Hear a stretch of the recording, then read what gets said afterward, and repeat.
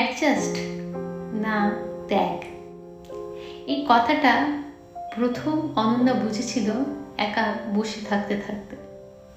রাত তখন অনেক, ঘরের আলো নিভে গেছে, শুধু মোবাইলের স্ক্রিনে ভেসে থাকা সময়টা জ্বলছে। সে ফোনটা হাতে নিয়ে বসে আছে, কিন্তু কাউকে ফোন করার মতো শক্তি আর নেই। আজও সে কাউকে অভিযোগ করেনি, আজও সে চুপ করে মানিয়ে নিয়েছে। সবাই বলে অ্যাডজাস্ট করতে শেখো, কিন্তু কেউ বলে না এই অ্যাডজাস্টের মানে আসলে কি। ধীরে ধীরে নিজের কথা না বলা, নিজের ক্লান্তি লুকানো, নিজের মানুষগুলোকে দূরে সরিয়ে রাখা, এই সব কিছুকেই সমাজ সুন্দর নাম দিয়ে বলে অ্যাডজাস্ট। অনন্যা জানতো এটা অ্যাডজাস্ট না, এটা ত্যাগ। যে ত্যাগ কেউ দেখতে পায় না, কিন্তু প্রতিদিন ভেতর থেকে কাউকে একটু একটু করে ভেঙে দেয়। সকাল 6টায় অনন্যার দিন শুরু হয়। অ্যালার্ম বন্ধ করে সে প্রথমে জানালার পর্দা সরায়, বাইরের আলোটা একটু একটু করে ঘরে ঢোকে। চা বসাতে বসাতে মায়ের ফোন আসে। খেয়েছিস তো? অফিস যাবি? মায়ের কণ্ঠে আজও সেই চিন্তা, সেই আদর, সেই ভালোবাসা। অনন্যা হেসে বলে, তুমি আগে বলো, তোমার প্রেশারটা কেমন আছে? সে জানে মা সবসময় বলবে ভালো আছে, যদিও আজকাল মা ভালো থাকে না। অনন্যা তাড়াতাড়ি রেডি হয়ে নেয়, আয়নার সামনে দাঁড়িয়ে একবার নিজের দিকে তাকায় আর ভাবে এই মেয়েটা শুধুই কারো স্ত্রী নয়, এই মেয়েটা নিজের পরিচয় নিজে তৈরি করেছে, ডিগ্রি, চাকরি, আত্মসম্মান দিয়ে। অফিসে সে দায়িত্বশীল, আত্মবিশ্বাসী। মিটিং টেবিলে সে কথা বলে, সিদ্ধান্ত নেয়, কেউ তাকে দুর্বল ভাবে না। কিন্তু অফিসের বাইরে সে একজন মেয়ে, একজন স্ত্রী, আর কারো কাছে শুধু অ্যাডজাস্ট করা মানুষ। অনন্যা তার বাবা মায়ের একমাত্র সন্তান। ছোটবেলা থেকেই সে জানতো এই দুজন মানুষের পাশে দাঁড়ানো দায়িত্ব তার একদিন হবে। বাবা বলতেন, নিজেকে এমন বানাস যাতে কাউকে ছেড়ে থাকতে না হয়। সেই কথাটা অনন্যা ভুলতে পারেনি কোনোদিন। তাই সে যে কাজ করেছে, যে স্বপ্নই দেখেছে, যে ভালোবাসাই শিখেছে, এই ভেবে যে ভালোবাসা মানে দুজনের বোঝা দুজনেই বইবে। কিন্তু জীবন সবকিছু অন্যরকম শেখায়। ভালোবাসার ভেতরেও কখনো কখনো ত্যাগ একতরফা হয়ে যায়, আর সেই ত্যাগটাই একদিন অ্যাডজাস্টের নামে নীরব যন্ত্রণা হয়ে দাঁড়িয়ে পড়ে। রাহুলের সঙ্গে অনন্যার প্রথম দেখা কোনো সিনেমার দৃশ্য ছিল না, না ছিল হঠাৎ প্রেম। সেদিন অফিসের করিডোরে অনন্যা কিছু ফাইল হাতে নিয়ে তাড়াহুড়ো করছিল। ঠিক তখনই কারোর সঙ্গে ধাক্কা লাগলো। সরি, আমি দেখিনি। একসাথে দুজনের মুখে একই কথা বেরিয়ে এলো। রাহুল ফাইলগুলোকে তুলে দিয়ে হালকা হেসে বলল, মিটিং রুম, তাই তো? সবাই আজ একটু বেশিই দৌড়াচ্ছে। অনন্যা তাকিয়েছিল। চোখে ক্লান্তি আছে, কিন্তু অহংকার নেই। উচ্চপদে মানুষ হয়েও তার গলায় কোনো কঠোরতা ছিল না। এরপর ধীরে ধীরে কাজের সূত্রে তাদের কথা বাড়ল। ইমেল, মিটিং, প্রেজেন্টেশন, সব কিছু মাঝেই ছোট ছোট কথোপকথন। একদিন কফি মেশিনের সামনে রাহুল বলেছিল, তুমি কথা কম বলো, কিন্তু যখন বলো সবাই মন দিয়ে শোনে। অনন্যা একটু অবাকই হয়েছিল। কেউ এত মন দিয়ে তাকে আগে কেউ লক্ষ্য করেনি। সে দিনটার পর থেকে রাহুল আর অনন্যার মধ্যে একটা আলাদাই বোঝাপড়া তৈরি হতে শুরু করলো। কাজের বাইরেও কথা, কথার ভেতরে ভরসা। রাহুল ছিল সিনিয়র, কিন্তু কখনো সে এটা বুঝতে দেয়নি তাকে। সে শুধু পাশে দাঁড়িয়েছিল একজন মানুষ হয়ে। ভালোবাসাটা তাদের জীবনে চুপি চুপি করে ঢুকে পড়েছিল। অফিস শেষে একসাথে লিফটের জন্য অপেক্ষা করা, হঠাৎ বৃষ্টিতে ছাতা শেয়ার করা, রাত্রে বাড়ি ফিরে আজ দিনটা কেমন গেল, এই ছোট্ট প্রশ্নগুলোই বড় হয়ে উঠেছিল। একদিন অনন্যা ক্লান্ত গলায় বলেছিল, আজ খুব চাপ ছিল জানো, মনে হচ্ছে আর পারবো না। রাহুল ফোনের ওপাশ থেকে শান্ত গলায় বলেছিল, পারবে, কারণ তুমি সব সময় পারো। এই কথাগুলো অনন্যাকে শক্তি দিত। তারা খুব বড় স্বপ্নের কথা বলতো না। রাহুল বলতো দিনের শেষে শান্তি চাই, আর অনন্যা বলতো আমি চাই আমার মানুষটা আমাকে বুঝুক। ধীরে ধীরে রাতের ফোন আলাপ লম্বা হতে লাগলো। কখনো কাজের কথা, কখনো শৈশব, কখনো নীরবতা, যেখানে কিছু না বলেও সব বলা হয়ে যেত। একদিন রাহুল হঠাৎ বলছিল, তুমি জানো তুমি আমার জীবনের সবচেয়ে স্থির অংশটা। অনন্যা কিছুক্ষণ চুপ করেছিল, তারপর খুব আস্তে বলেছিল, আমি শুধু চাই এই স্থিরতাটা যেন কোনোদিন হারিয়ে না যায়। তারা জানতো তারা দুজনেই খুব ব্যস্ত মানুষ, তবু বিশ্বাস ছিল ভালোবাসা মানে সময় বের করে নেওয়া। যখন আমি তোমার সাথে একসাথে পথ চলতে চাই, সেই কথাটাই অনন্যাকে বিশ্বাস করিয়েছিল এই মানুষটার সঙ্গে জীবন কাটানো যাবে। তারা বিয়ের স্বপ্ন দেখেছিল সমানভাবে, একসাথে হাতে হাত ধরে। কেউ জানতো না এই সমান শব্দটাই একদিন সবচেয়ে বড় প্রশ্ন হয়ে দাঁড়াবে। বিয়ের দিন অনন্যা খুব ভোরে ঘুম থেকে উঠে পড়েছিল। জানলার বাইরে তখন আলো ঠিকমতো ফোটেনি। ঘরের কোণে ঝুলে থাকা লাল শাড়িটা নীরবে অপেক্ষা করছিল নতুন পরিচয়ের জন্য। মা এসে মাথায় হাত বুলিয়ে দিয়ে বলেছিল, ভয় পাচ্ছিস? অনন্যা হেসে মাথা নেড়েছিল। ভয়ের চেয়ে তার চোখে ছিল অনেক আশা। সে ভেবেছিল আজ থেকে তার জীবনে কেউ থাকবে, যার সঙ্গে সব কথা বলা যাবে, যার কাছে চুপ করে থাকাও নিরাপদ হবে। মণ্ডপে বসে রাহুলের দিকে তাকিয়ে অনন্যার মনে হয়েছিল এই মানুষটা তাকে আগলে রাখবে, তার কাজ, তার স্বপ্ন, সব কিছুকে নিয়ে। আগুনের চারপাশে 7 পাক ঘোরার সময় অনন্যার মনে পড়েছিল রাহুলের সেই কথাটা, আমি তোমাকে বদলাতে চাই না। সেই কথার উপর ভরসা রেখেই সে বিয়ে করেছিল। শ্বশুরবাড়িতে প্রথম পা রাখার দিন সবাই আসছিল, আনন্দ করছিল। নতুন বউ, নতুন ঘর, নতুন সম্পর্ক। আর শাশুড়ি মা কি বলেছিল জানেন? এখন থেকে তুমি আমার আদরের মেয়ে। অনন্যার চোখ ভিজে গিয়েছিল সেদিন ওই কথাটা শোনার পর। সে বিশ্বাস করতে চেয়েছিল এই কথাটা সত্যি। প্রথম কিছুদিন সবকিছু ঠিকই ছিল। রাহুল অফিস থেকে ফিরলে অনন্যা অপেক্ষা করত। দুজনে একসাথে খাওয়া, দিনের গল্প বলা, ছোট্ট ছোট্ট হাসি।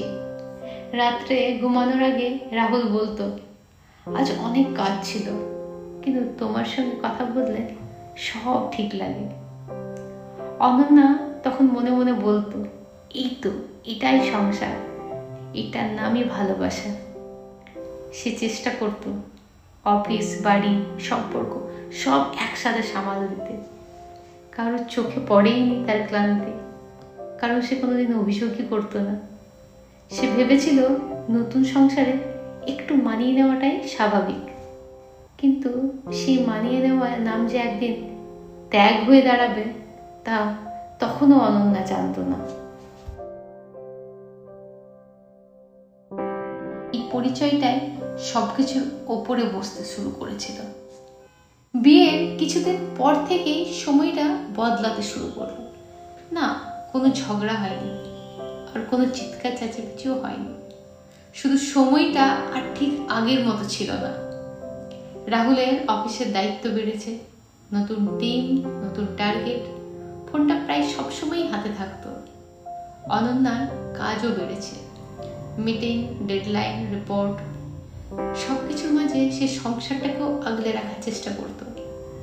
সকালে দুজনে একসাথে বের হতো বাড়ি থেকে, কিন্তু কথা বলার সময় নেই। একজন ল্যাপটপের দিকে তাকিয়ে আরেকজন দিনের লিস্ট বানিয়ে চলছে। রাত্রে একসাথে খাওয়া দাওয়া হতো, কিন্তু টেবিলের মাঝখানে থাকতো মোবাইল।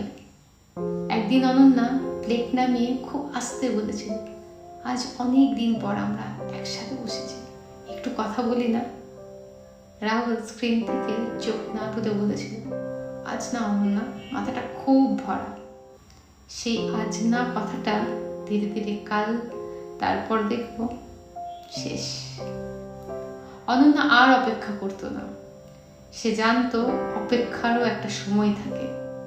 রাত্রে ঘুমানোর আগে দুজনে এক বিছানায় শুয়ে থাকতো, কিন্তু মাঝখানে অদৃশ্য একটা দূরত্ব তৈরি হয়ে গেছিল। একদিন অনন্যা মাকে ফোন করে বলেছিল, আজ একটু মন খারাপ।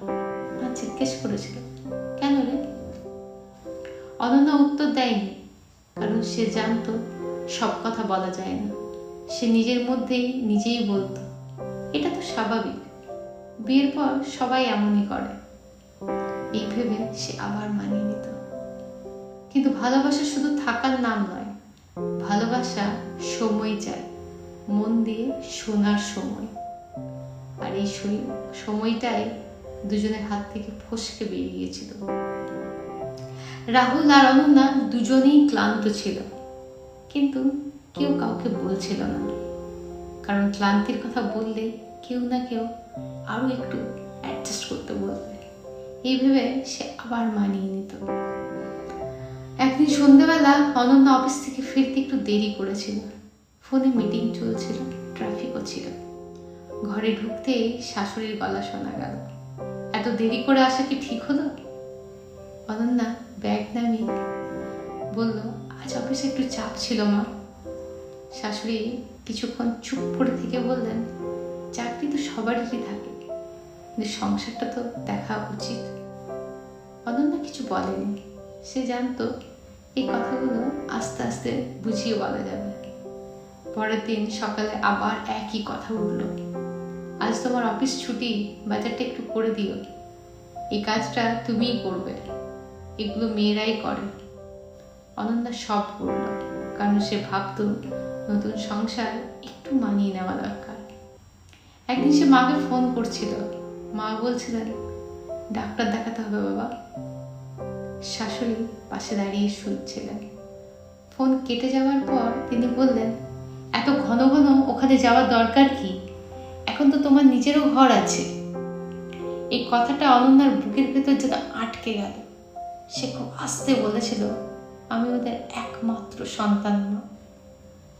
শাশুড়ির সঙ্গে সঙ্গে উত্তর দিলেন, সব মেয়েরাই তো অ্যাডজাস্ট করে, সংসারটাই তো আগে। এই প্রথম অনন্যা বুঝলো যে এই বাড়িতে তার সব পরিচয়ের মধ্যে বউ পরিচয়টাই সবচেয়ে বড়। রাত্রে সে রাহুলকে বলেছিল, আমি যদি আমার বাবা মামার দিকে না তাকাই কে দেখবে বলো তো? রাহুল ক্লান্ত গলায় বলেছিল, অনন্যা একটু বুঝে চলো, সবাইকে খুশি করা সহজ না। এই একটু বুঝে চলো কথাটার মানে অনন্যা খুব ভালোভাবে বুঝেছিল। তার মানে আরো চুপ থাকা, আরো ছেড়ে দেওয়া, আরো ত্যাগ। সে সেদিন কিছু বলেনি, শুধু নিজের ঘরে ঢুকে দরজাটা বন্ধ করে বসেছিল। আয়নার সামনে দাঁড়িয়ে সে নিজেকে প্রশ্ন করেছিল, এই যে আমাকে প্রতিদিন একটু একটু করে ছেড়ে দিতে হচ্ছে, এটা কি সত্যি অ্যাডজাস্ট বলে? না, এটা অ্যাডজাস্ট না, এটা ত্যাগ। আর ত্যাগেরও একটা সীমা থাকে। সেদিন দুপুরে অনন্যার ফোনটা বারবার বেজে উঠছিল। অফিসে মিটিং চলছিল, সে ধরতে পারেনি। মিটিং শেষ হতেই সে দেখল মায়ের 3টে মিসড কল। বুকটা হঠাৎ করে কেঁপে উঠেছিল। ফোন ধরতে ওপাশ থেকে বাবার গলা, মাটা আজ সকালে হঠাৎ পড়ে গিয়েছিল রে। অনন্যা কিছুক্ষণ কথা বলতে পারেনি, গলা শুকিয়ে গেছিল। এখন কেমন আছে বাবা? কষ্ট করে প্রশ্নটা করেছিল সে। ডাক্তার দেখেছি মা, একা খুব ভয় পেয়ে গেছিলাম জানিস। একা, এই শব্দটাই অনন্যার বুকের ভেতরে চেপে বসেছিল। সে অফিস থেকে ছুটি নিল, বাড়ি ফেরার পথে বারবার ভাবছিল আজ আর কোনো অ্যাডজাস্ট হবে না। বাড়িতে এসে সে রাহুলকে বলল, আমি আজ মায়ের কাছে যাব। রাহুল বলল, হঠাৎ? হঠাৎ না, অনেকদিন ধরেই ওরা একা। রাহুল কিছুক্ষণ চুপ করে থেকে বলল, এই সময়ে যাওয়াটা কি ঠিক হবে? বাড়িতে একটু সমস্যা হতে পারে। এই সমস্যা শব্দটা অনন্যাকে কাঁপিয়ে দিল। সে খুব শান্ত গলায় বলেছিল, সমস্যা না রাহুল, এটা আমার দায়িত্ব। রাহুল আর কিচ্ছু বলেনি, চুপচাপ মুখ ফিরিয়ে নিয়েছিল। শ্বশুরবাড়িতে কথাটা পৌঁছাতেই ঘরের বাতাস বদলে গেল। শাশুড়ি প্রথমে কিছু বলেননি, কিছুক্ষণ চুপ করে অনন্যার দিকে তাকিয়ে রইলেন, ঠিক যেমন করে কেউ বিচার করার আগে কারোর দিকে তাকায়। তারপর ঠান্ডা গলায় বললেন, তোমার মায়ের তো স্বামী আছে, আর এই বাড়িতে তোমার শ্বশুর শাশুড়ি। অনন্যা থমকে গিয়েছিল। শাশুড়ি আবার বললেন, বিয়ের আগে যত খুশি করেছো, কিন্তু বিয়ের পর তো একটা লাইন টানতে হয়। অনন্যা আসতে বলেছিল, আমি ওদের একমাত্র সন্তান। কথাটা শেষ না হতেই শাশুড়ির গলা আরেকটু চড়া হয়ে উঠল। এই একমাত্র সন্তান কথাটা বারবার বলো কেন বলো তো? সব মেয়েরাই তো কারোর না কারোর একমাত্র সন্তান। একটু থেমে তিনি যোগ করলেন, কিন্তু তাই বলে কি শ্বশুরবাড়ির দায়িত্ব ফেলে দিয়ে বাপের বাড়ি দৌড়ে যাবে? এই কথাটাই অনন্যার চোখে জলে ভরে উঠেছিল। শাশুড়ি শেষ খোঁচাটা দিলেন, আজ তোমার মা, কাল বাবার শরীর খারাপ, পরশু আরেকটা কিছু। এইভাবে চললে তো সংসার চলবে না। ঘরটা হঠাৎ খুব ছোট হয়ে গেছিল। অনন্যা ধীরে কিন্তু পরিষ্কার গলায় বলেছিল, আমি যদি আমার মায়ের পাশে দাঁড়ানোটা অপরাধ করে থাকি, তাহলে আমি সেই অপরাধ বারবার করব। এই প্রথম সে কাউকে খুশি রাখার চেষ্টা করেনি। শাশুড়ির মুখ শক্ত হয়ে গেছিল। রাহুল চুপ করে দাঁড়িয়েছিল, আর অনন্যা বুঝে গিয়েছিল এখানে সমস্যা তার কর্তব্য নয়, সমস্যা তার সেই সম্পর্কগুলো যেগুলো সে ছেড়ে দিয়ে আসতে পারেনি। সেদিন রাতে নিজের ঘরে বসে অনন্যা কাঁদেনি, সে শুধু ভেবেছিল একজন মেয়েকে আর কতটা ছেড়ে দিলে তবে তাকে ভালো বউ বলা হয়। আর যদি সেই ছেড়ে দেওয়াই ভালোবাসার নাম হয়, তাহলে সেই ভালোবাসার মানেটাই কি? সে বুঝেছিল এই ত্যাগ আর সাময়িক নয়। সেদিন রাত্রে ঘরটা খুব শান্ত ছিল, অস্বাভাবিক রকমের শান্ত। রাহুল ল্যাপটপ বন্ধ করে বিছানার এক কোণে বসেছিল। অনন্যা জানলার পাশে দাঁড়িয়ে বাইরে তাকিয়েছিল, আলো আঁধারি শহরের দিকে। অনেকক্ষণ কেউ কিছু বলেননি। তারপর হঠাৎ অনন্যা নিজেই বলল, রাহুল, আমরা কি একটু কথা বলতে পারি? রাহুল ধীরে মাথা নাড়ল, বলো। অনন্যা জানলার দিক থেকে মুখ ঘুরিয়ে বলল, আমরা দুজনেই কাজ করি, আমরা দুজনেই ক্লান্ত থাকি, তবু আমি চেষ্টা করি সবটা সামলাতে। রাহুল কিছুই বলেনি, সে চুপ করে শুধু শুনছিল। অনন্যা গলা শক্ত করে বলল, কিন্তু আমি একা হয়ে যাচ্ছি, ঘরে থেকেও আমি একা। রাহুল গভীর নিঃশ্বাস নিয়ে বলল, আমি ইচ্ছা করে দূরে থাকছি না অনন্যা, চাপটা বুঝতে চেষ্টা করো। অনন্যা হালকা হাসল। সে হাসিতে আনন্দ ছিল না। আমি বুঝি, সে বলল, আমি এতটাই বুঝি যে নিজের কষ্টটাই ছোট করে দেখি। কিছুক্ষণ চুপ। তারপর অনন্যা আবার বলল, আমাকে বলা হচ্ছে অ্যাডজাস্ট করতে, কিন্তু এই অ্যাডজাস্ট করতে করতে আমি কোথায় যাব রাহুল? রাহুল একটু বিরক্ত গলায় বলল, সব সম্পর্কেতেই কম্প্রোমাইজ করতে হয়। অনন্যা খুব শান্ত গলায় উত্তর দিল, কম্প্রোমাইজ দুজনকেই তো করতে হবে। এখানে আমি একাই করে যাচ্ছি, আমি একাই আমার সম্পর্কগুলোকে ছেড়ে যাচ্ছি। রাহুল চোখ নামিয়ে ফেলল। সে কিছু বলতে চাইছিল কিন্তু পারল না। অনন্যা শেষবারের মতো বলল, আমি শুধু চাইছিলাম তুমি একদিন বলবে তুমি যেমন আছো সেভাবেই ঠিক আছো। রাহুল কোনো উত্তর দেয়নি। এই নীরবতাটাই অনন্যার সব প্রশ্নের উত্তর হয়ে গেছিল। সে বুঝে গিয়েছিল ভালোবাসা এখনো আছে, কিন্তু পাশে দাঁড়ানোর জায়গাটা আর নেই। সেই রাতে তারা একসাথে ঘুমিয়েছিল, কিন্তু একসাথে ছিল না। পরের কয়েকদিন ঘরটা আগের মতোই ছিল, একই আসবাব, একই ঘড়ির শব্দ, একই সকাল, কিন্তু মানুষেরা বদলে গেছিল। রাহুল সকালে অফিস বেরোতো ঠিক আগের মতোই। অনন্যা তার টিফিনটাও বানিয়ে দিত। কেউ কিছু জিজ্ঞেস করতো না, কথাও বলতো না। রাত্রে দুজনে একই ঘরে থাকতো, কিন্তু কথাগুলো আর ফিরতো না। একদিন অনন্যা আলমারি খুলে নিজের জিনিসগুলো আলাদা করতে শুরু করলো, খুব আস্তে, যেন শব্দ হলেই কেউ বুঝে যাবে। রাহুল দেখে ফেলেছিল। সে জিজ্ঞেস করেনি কোথায় যাচ্ছ, সে শুধু বলেছিল এটাই কি শেষ? অনন্যা হাত থামিয়ে বলেছিল এটা অনেকদিন ধরেই শেষ হয়ে গেছে, আমরা শুধু সেটা মেনে নিইনি। রাহুল চুপ করে বসে পড়েছিল। তার চোখে রাগ ছিল না, ছিল ক্লান্তি। কিছুদিন পর কাগজপত্রের কথা উঠল। আইনজীবীর অফিস, সাদা কাগজ আর সই। সবকিছু খুব শান্তভাবে হচ্ছিল, যেন এই বিচ্ছেদটা হঠাৎ নয়, অনেকদিন জমে থাকার নীরবতার ফল। সই করার সময় অনন্যার হাত কাঁপেনি, কারণ সে জানতো এই সিদ্ধান্ত দুর্বলতা নয়, এই সিদ্ধান্তটা ছিল নিজেকে বাঁচিয়ে রাখার চেষ্টা। শেষ দিন ঘর ছাড়ার সময় অনন্যা একবার পিছনে তাকিয়েছিল। ভালোবাসা ছিল, কিন্তু সেখানে তার আর জায়গা ছিল না।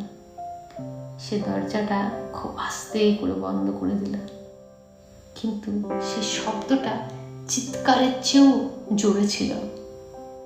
অনন্যা নতুন করে জীবন শুরু করেনি, সে শুধু এমন এক জীবন বেছে নিয়েছিল যেখানে নিজেকে হারিয়ে যেতে না হয়।